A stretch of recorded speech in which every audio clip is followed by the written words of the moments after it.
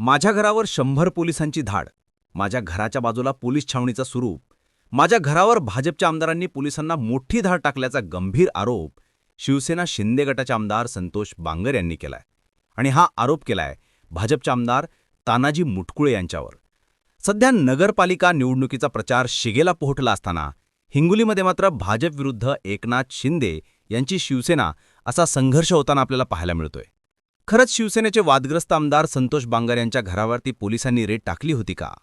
शिंदे गटाचे आमदार संतोष बांगर हे वेगवेगळ्या स्टंटसाठी प्रसिद्ध आहेतच, आणि आता निवडणुकीमध्ये इतका मोठा आरोप झाल्यानंतर हिंगोली पोलीस नेमकं काय भूमिका मांडतायत हे पाहणं महत्त्वाचं असणार आहे. पण खरंच हिंगोलीचं राजकारण इतकं टोकाला गेलंय का की 100 पोलीस एका आमदाराच्या घरावर पाठवता येतील? नेमकं काय घडलं हिंगोलीत? जाणून घेऊयात. नमस्कार, मी शिवानी आणि आपण पाहत आहात आजचा आवाज. नगर परिषद आणि नगरपंचायतीच्या निवडणुका जवळ आल्यात आणि प्रचाराचा जोरदार धुराळा ओढतोय.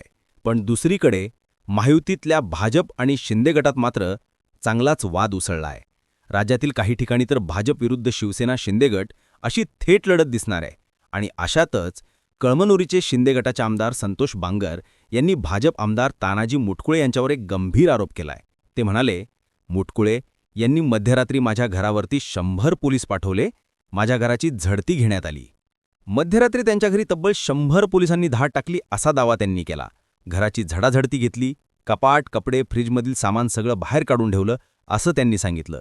सोबतच ते म्हणाले की परवा दिवशी माझ्या घराच्या समोर छावणीचं रूप आलं होतं.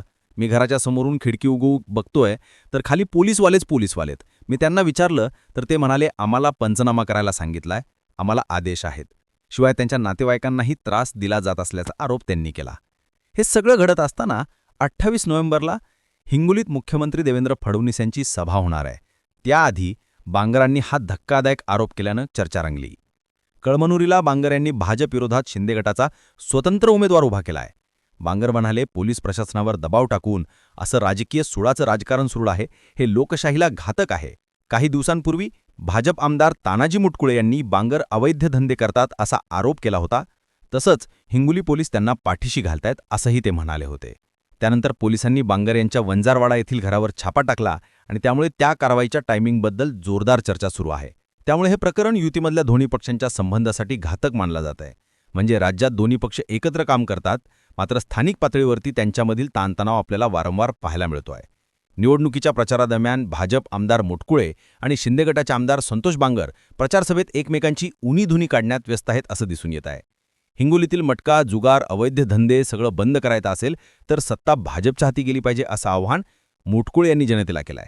मात्र हे बोलताना संतोष बांगर हिंगोलीला लागलेला कलंक आहे असं देखील त्यांनी भरसभेत विधान केलं.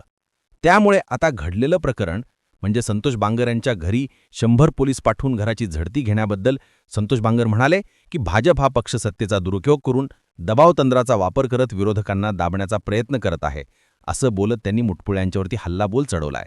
पण आता हे सगळं घडतंय त्या स्थानिक स्वराज्य संस्थांच्या निवडणुकांसाठी, कारण संतोष बांगर यांचे भाऊजेई या हिंगोलीतल्या नगराध्यक्षपदासाठी उभे आहेत. त्यांची लढत थेट तानाजी मुटकुळे यांच्याशी आहे. आणि या निवडणुकीसारखं न घेता थेट वैयक्तिक चरित्र हनन करण्याचा प्रयत्न या दोन्ही आमदारांकडून सुरू आहे. त्यामुळे हिंगोलीचं राजकारण आपल्याला तापलेलं पाहायला मिळतंय. यातच अजित पवारांनी भाजप आणि शिवसेना शिंदे गटासारखे मित्रपक्ष विरोधक असतानाही त्यांच्यावर टीका करणं टाळलंय. म्हणजे दोघांच्या भांडणात तिसऱ्याचा फायदा हे धरून धरून अजित पवारांनी मतदारांना साथ घालायला सुरुवात केली आहे. आता संतोष बांगर यांनी केलेले आरोप आणि हे प्रकरण कुठल्या थराला जातं हे बघणं फार महत्त्वाचं ठरणार आहे. पण असे आरोप करणारे संतोष बांगर हे जे यांच्याबद्दल काही पहिलं प्रकरण नाही आहे. आपल्याला माहितीच असेल की या आधीसुद्धा संतोष बांगर यांच्या अनेक प्रकरणांमध्ये त्यांचं नाव पुढे आलं होतं. त्यामुळे संतोष बांगर कोण आहेत आणि आतापर्यंत त्यांची वादग्रस्त कारकीर्द कशी राहिली आहे, किती वादग्रस्त प्रकरणांमध्ये त्यांचं नाव पुढे आलं, याबद्दल पण आपण थोडं जाणून घेऊयात. संतोष लक्ष्मणराव बांगर हे कळमनुरी विधानसभा मतदारसंघातून महाराष्ट्र विधानसभेत दुसऱ्यांदा आमदार म्हणून काम करणारे नेते आहेत. हे हिंगोली जिल्ह्यात शिवसेना शिंदे गटाचं प्रतिनिधित्व करतात. 2017मध्ये त्यांना शिवसेना हिंगोली जिल्हाध्यक्ष म्हणून नियुक्त करण्यात आलं होतं आणि 2019मध्ये ते महाराष्ट्र विधानसभेवर निवडून आले आणि आता दुसऱ्यांदा त्यांनी 2024च्या विधानसभा निवडणुकीत 34,000 मतांनी विजय मिळवला. हेच संतोष बांगर शिवसेना शिंदे गटाचे वादग्रस्त शिलेधार म्हणून देखील ओळखले जातात. कारण कधी एखाद्यावर थेट मारहाण तर कधी अजबगजब विधानं. याच कारणामुळे त्यांची राजकीय शैली, व्यवसाय, याच्यावर झालेली जन्मठेपेची शिक्षा आणि अजून कितीतरी मुष्टी या सगळ्यांची चर्चा होत असते. आता आपण बोलूयात संतोष बांगर यांच्या काही वैयक्तिक महत्त्वाच्या गोष्टींबद्दल. तर संतोष बांगर यांचे 2 भाऊ आहेत. मोठे भाऊ रत्नाकर हे व्यवसाय बघतात, तर श्रीराम बांगर हिंगोलीचे नगरसेवक आहेत. पण संतोष बांगर यांची राजकीय वाटचाल ही आधीपासूनच वादग्रस्त होती. एकेकाळी त्यांच्या विरोधात 302चा गुन्हा दाखल झाला होता. म्हणजे एका वृद्ध शेतकऱ्याच्या खुनाचा आरोप केला जात होता. 6 महिन्यांहून अधिक काळ त्यांना जेलमध्ये राहावं लागलं. या प्रकरणावरून शिवसेनेने त्यांना पदावरून काढून टाकलं. थेट हायकोर्टात धाव घेतली. कोर्टाने त्यांना निर्दोष मुक्त केलं.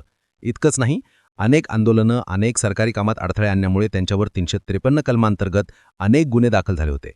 कोरोना काळातही स्वतःची लाखांची एफडी मोडून संतोष बांगर यांनी रुग्णांना इंजेक्शनं पुरवली होती, असं त्यांच्या समर्थकांचं म्हणणं आहे. एका आरटीओ अधिकाऱ्याला फोनवर बोलताना त्यांनी शिवीगाळ केली. विधानसभा निवडणुकीच्या प्रचारादरम्यान त्यांनी विद्यार्थ्यांशी संवाद साधताना वादग्रस्त विधानं केली होती. अशा अनेक प्रकरणांमुळे त्यांचं व्यक्तिमत्व वादग्रस्त ठरवण्यात आलं. मध्यंतरी कावड यात्रेच्या दरम्यान देखील संतोष बांगर यांची प्रचंड चर्चा झाली आणि आता तानाजी मुटकुळे यांच्या विरोधात केलेल्या आरोपांमुळे हे प्रकरण किती लांबवर जाईल आणि याचा निवडणुकीवर काय परिणाम होईल हे बघणं फार महत्त्वाचं ठरेल. त्यांचं वादग्रस्त व्यक्तिमत्व, त्यांचं उघडपणे सरकारला केलेल्या मागण्या, कावड यात्रेतील त्यांचं योगदान, या सगळ्याबद्दल तुमचं मत काय? कमेंट करून नक्की सांगा आणि अशाच रोजच्या घडामोडींसाठी आजचा आवाज नक्की सबस्क्राईब करा.